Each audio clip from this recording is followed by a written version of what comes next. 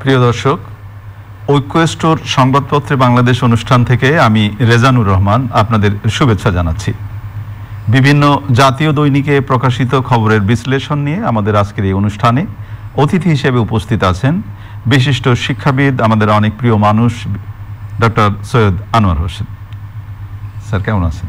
আলহামদুলিল্লাহ, এবং আশা করি সবাই ভালো থাকুক। হ্যাঁ, এটাই আসলে আশা করার, মানে আমাদের সবারই তো এই আশাটাই করতে হবে যেন করোনাকালীন এই দুঃসময়টা কেটে যায় এবং আমরা সবাই যেন ভালো থাকি। ইনশাআল্লাহ কাটবে। জি স্যার, পত্রপত্রিকার একটা হেডলাইন পড়ি স্যার, তারপরে আমরা এই বিষয়টি নিয়ে আলোচনা করি। সমকালের হেডলাইন হয়েছে নব্য রাজাকার প্রতিরোধের ডাক, অক্সফোর্ডের টিকা অনুমোদন এ মাসেই, ভয়েস মেসেজে দেশবাসীকে বিজয় দিবসের শুভেচ্ছা প্রধানমন্ত্রী। প্রথম আলো হেডলাইন করেছে একসঙ্গে টিকা পাবে বাংলাদেশ ও ভারত, রাজনীতির ছায়ায় কুষ্টিয়ার অলিগলিতেও কিশোর অপরাধ। ইত্তেফাক হেডলাইন করেছে শিশু ধর্ষণ হত্যার 3 মামলার রায়, চট্টগ্রাম, খাগড়াছড়ি ও টাঙ্গাইলে 14 জনের মৃত্যুদণ্ড। কালের কণ্ঠতে হেডলাইন হয়েছে করোনায় আক্রান্ত যাত্রীরাও আসছে আকাশপথে, মাস্ক ছাড়াও সেবা মিলছে। আমাদের সময় হেডলাইন করেছে শহীদ বুদ্ধিজীবী দিবস পালিত, অপশক্তি রুখে দেওয়ার প্রত্যয়। মানবজমিন হেডলাইন করেছে অনলাইন কেনাকাটায় ভয়ঙ্কর প্রতারণা, সিন্ডিকেটের কবলে এবার ভোজ্য তেলের বাজার। বাংলাদেশ প্রতিদিনে হেডলাইন হয়েছে লক্কর বাস এখনো রাজধানীতে। সময়ের আলো হেডলাইন করেছে বিজয়ের অদম্য অগ্রযাত্রা, বদলে গেছে বাংলাদেশ, শ্রদ্ধা ও ভালোবাসায় বুদ্ধিজীবীদের স্মরণ।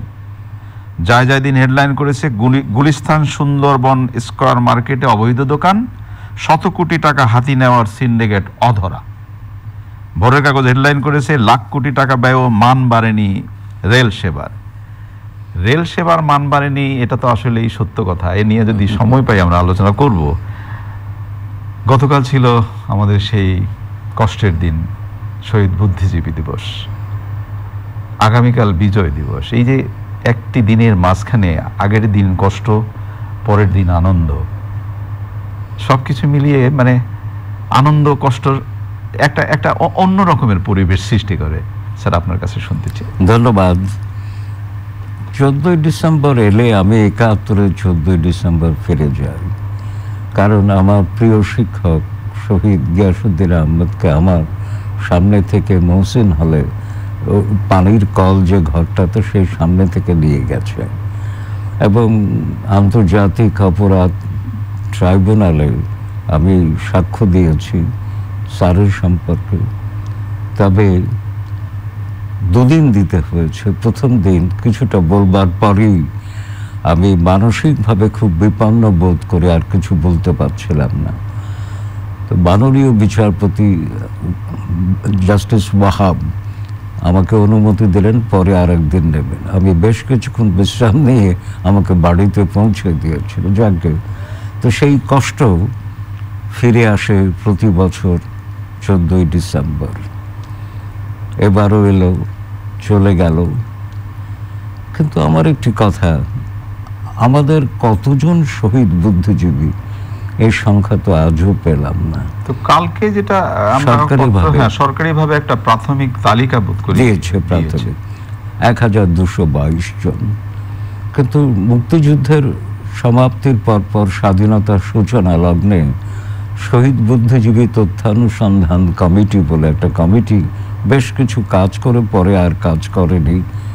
তাদের প্রাথমিক হিসাব ছিল সারা বাংলাদেশে প্রায় 20,000-এর মতো বুদ্ধিজীবীকে হত্যা করেছে। সেটাই স্বাভাবিক, কারণ শুধু 14ই ডিসেম্বর তো নয়, 25শে মার্চ গণহত্যার শুরু থেকেই বুদ্ধিজীবী হত্যা চালু করেছে। প্রসঙ্গ করবে যদি আপনাকে একটু বলি, আমি ঠিক জানি না, আমি যে শহরে বসবাস করেছি সৈয়দপুর, বাঙালিদের অবাঙালিদের একটি আখড়া, সেই সময় 71 সালে এই 14ই ডিসেম্বর এবং এই সময় স্বাধীনতা যুদ্ধের সময় ওই এলাকার যে বুদ্ধিজীবীরা, যে মানুষরা নিহত হয়েছিলেন, আমি জানি না বুদ্ধিজীবীদের তালিকায় তাদেরকে রাখা হয়েছে কিনা, যদি আপনি যে প্রসঙ্গটা তুললেন। কাজেই আপনি, আপনার মতো অনেকেই আছে বাংলাদেশে যারা এই সংখ্যা নিয়ে প্রশ্ন তুলবেন।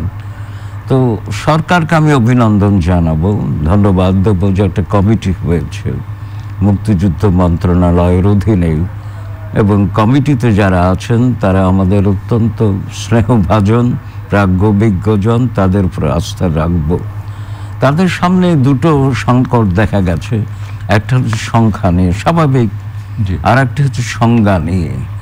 সংজ্ঞা নিয়ে খুব বেশি উচ্চাটন হবার প্রয়োজন আছে বলে আমার মনে হয় না, কারণ আমার কাছে ৭১-এর শহীদ বুদ্ধিজীবীদের সংজ্ঞা যেটি, সেটি হচ্ছে মন মননে, চিন্তায়, চেতনায়, কর্মে যারা বাংলা ও বাঙালি লগ্ন ছিলেন তারাই শহীদ বুদ্ধিজীবী।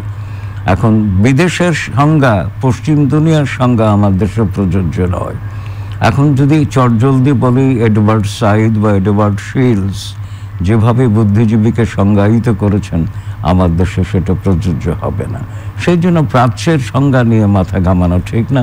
দেখতে হবে আমার দেশের পরিপ্রেক্ষিতে কারা বুদ্ধিজীবী ছিলেন, কারা বাঙালির কথা বলতেন, তাদেরকেই বেছে বেছে কিন্তু হত্যা করা হয়েছে। আর সংজ্ঞাটা আমি মনে করি যে সবচেয়ে ভালো জানতো পাকিস্তান, কারণ তারাই তো তালিকা করেছে। তারা 25শে মার্চ থেকে 14ই ডিসেম্বর পর্যন্ত তালিকা ধরে ধরে হত্যা করেছে। সুতরাং সংজ্ঞা যদি জানতেই হয়, পাকিস্তানের কাছে যাওয়া দরকার। কেন তারা এদেরকে চিহ্নিত করলো, তারপরে কিভাবে হত্যা করলো, তো হত্যাকারী তো চিহ্নিত আর কি, যাকে। তো আমি মনে করি যে বুদ্ধিজীবীদের একদিনই স্মরণ করি আমরা, 14ই ডিসেম্বর। কারণ আপনি দেখুন, বুদ্ধিজীবী যে মিরপুর শহীদ স্মৃতি যে স্থাপনাটি আছে, সেদিন আমরা সাড়ম্বরে সবাই যাই, টেলিভিশনে আগের দিন ধোয়া মোছা করি, সারা বছর মদ ভাঙ গাজার আড্ডা হয়, গরু ছাগল চড়ে, কেউ লক্ষ্য করে না। বুদ্ধিজীবী স্মৃতিসৌধ সারা বাংলাদেশে, আপনি সৈয়দপুরের কথা বললেন, সৈয়দপুরে কি বুদ্ধিজীবী স্মৃতিসৌধ নাই? কিন্তু আপনি জানেন কাদেরকে হত্যা করা হয়েছে। সারা বাংলাদেশে প্রতিটি জেলা উপজেলায় স্মৃতিসৌধ থাকবে, এবং এই 14ই ডিসেম্বর সবাই আমরা প্রাতিষ্ঠানিকভাবে স্মরণ করব। আরেকটি কথা সরকারের উচিত আমার মনে হয়, যে বাংলা একাডেমিকে দায়িত্ব দেওয়া উচিত যে বুদ্ধিজীবী তালিকাবদ্ধ করে, সবার কথা বলছি না, অন্তত অগ্রগণ্য বুদ্ধিজীবী যারা, যেমন অধ্যাপক মনির চৌধুরী, অধ্যাপক গিয়াসউদ্দিন আহমেদ, ডক্টর আবুল খায়ের, শান্তচন্দ্র ভট্টাচার্য, ডক্টর জ্যোতির্ময় গুহ ঠাকুরতা, ডক্টর জি.সি. দেব, এদের জীবনী পাঠ্যপুস্তকে কোনো এক পর্যায়ে থাকা দরকার। আমি অন্তত আমার নতুন প্রজন্ম জানুক এরা কি ছিলেন, তাদের রচনাবলীও প্রকাশ করা দরকার। এগুলো উদ্যোগ না নিলে এদেরকে স্মরণ করা যায় না।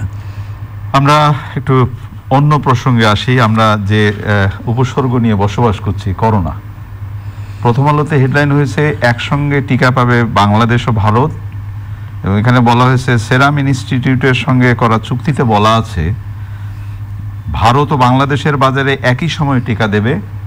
সেরাম ইনস্টিটিউটে উৎপাদিত টিকা ভারতে জরুরি ব্যবহারের জন্য অনুমোদন পেলে তখন তা বাংলাদেশও আসবে বলে আশা করা যায়। এটি ইতিবাচক খবর। এখন করোনার প্রতিষেধক হিসেবে এই টিকা কতদূর কার্যকর হবে না হবে, এই নিয়ে প্রস্তুতকারী সংস্থাও একেবারে সর্বাংশে নিশ্চিত নয়। তবু বাংলাদেশ ভারত একই সঙ্গে পাবে, এটা আমাদের জন্য সুখবর আর কি। চেষ্টা করে দেখা যায়, কারণ এর আগে যত মহামারী হয়েছে পৃথিবীর ইতিহাসে, এক ধাপেই কেউ কিন্তু প্রতিষেধক আবিষ্কার করতে পারেনি, ক্রমাগতভাবে হয়েছে। কাজে আমাদের হতাশ হবার কিছু নাই। কিন্তু স্যার, হতাশ হওয়ার কিছু নেই। পত্রপত্রিকার আরেকটা হেডলাইন যদি আপনাকে পড়ে শোনাই, আমরা মার্চ মাসে যে ভুলটা করলাম সেই ভুলটা কি আবার করতে যাচ্ছে কিনা। কালের কণ্ঠে হেডলাইন হয়েছে করোনায় আক্রান্ত যাত্রীরাও আসছে আকাশপথে, এবং একই পত্রিকায় আবার নিচে হেডলাইন হয়েছে মাস্ক ছাড়াও সেবা মিলছে, যদিও আমরা বলছি নো মাস্ক নো সার্ভিস। তাহলে কি অবস্থা হবে? সমস্যাটা সেখানেই। আমরা অনেকটা যেন উন্নাসিক, উদাসীন আর কি। করোনা একটি সারা বিশ্বের জন্য অভিন্ন চ্যালেঞ্জ।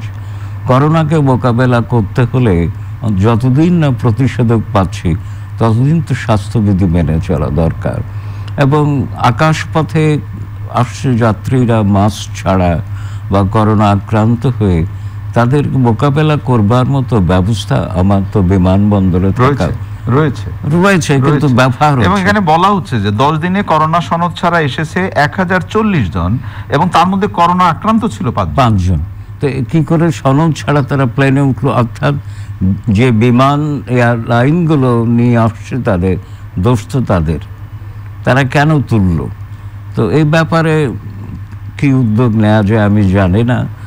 ব্যবসাটা সবচেয়ে বড় নয়, মানুষের জীবনটা তো আসে সেই। তো ব্যবসা করবে তারা ব্যবসা করুক, ব্যবসা মুনাফা অর্জন করতে হবে পুঁজিবাদী প্রক্রিয়ায়, কিন্তু জীবনকে তো বন্ধক রেখে তা করা যায় না। আশা করি সরকার এ ব্যাপারে কড়াকড়ি আরোপ করবে। আমাদের বিমানবন্দরে যে সমস্ত যাত্রীর করোনা সনদ নেই তাদেরকে ফিরিয়ে দিতে হবে যে দেশ থেকে, এবং এই কাজটি অবশ্যই স্যার করা উচিত। আমাদের দেশের মানুষকে ফিরিয়ে দেওয়া হচ্ছে না যে আমাদের করোনা পজিটিভ মানে রিপোর্ট নেই, অথবা ফিরে আসছে, অথবা আমরা কেন সেই সাহসটা দেখাবো? আমরা কেন করব না? আমাদের অনেক যাত্রী ফিরে এসছেন, তো কাজেই অবশ্যই এটা করতে হবে। আপনার সঙ্গে আমি একমত। কাজেই সরকারকে অনেকটা ঈগল পাখির মতো হতে হবে, যে সেন দৃষ্টিতে সবকিছু পর্যবেক্ষণ করবে। আর বাঙালিদেরও একটু সমস্যা আছে, ওই যে বললেন নো মাস্ক নো সার্ভিস। আমি তো টেলিভিশনে খবর দেখছি, পত্রিকায় ছবি দেখছি, মাস্ক ছাড়াই মানুষ ঘোরাফেরা করছে। এতে একটা মনে হয় যে কোনো কিছু তোয়াক্কা করছে না, এমন একটা ভাব। বলার জন্য বলছি, কিন্তু কথা হচ্ছে যে আপনার জন্য নয়, আপনার চারপাশে মানুষকে নিরাপত্তা দেবার জন্য আপনাকে মাস্ক পরতে হবে। এবং আপনি যদি না পড়েন, সরকারের দৃষ্টিভঙ্গি ঠিকই আছে, জেল জরিমানা করুন। এটা অবধারিতভাবে হয়ে যাওয়া উচিত এবং বেদার্সে হয়ে যাওয়া উচিত বলে আমি মনে করি আর কি। একটি অনেক নেতিবাচক খবর আমরা আলোচনা করি প্রায় দিনই, আজকে একটু ইতিবাচক খবর একটু আলোচনা করতে চাই আপনার সাথে। আমার হাতে সময়ের আলো নামে একটি পত্রিকা, সেই পত্রিকার হেডলাইন হয়েছে বিজয়ের অদম্য অগ্রযাত্রা, এবং সেখানে যে তথ্যগুলো দেওয়া হয়েছে, পায়রা তাপবিদ্যুৎ কেন্দ্র, চট্টগ্রাম অর্থনৈতিক অঞ্চল, পদ্মা সেতু, elevated expressway, Karnaphuli tunnel, Matarbari গভীর সমুদ্র বন্দর, রূপপুর পারমাণবিক বিদ্যুৎ কেন্দ্র, মেট্রো রেল, এই ছবিগুলো দেওয়া হয়েছে। যদি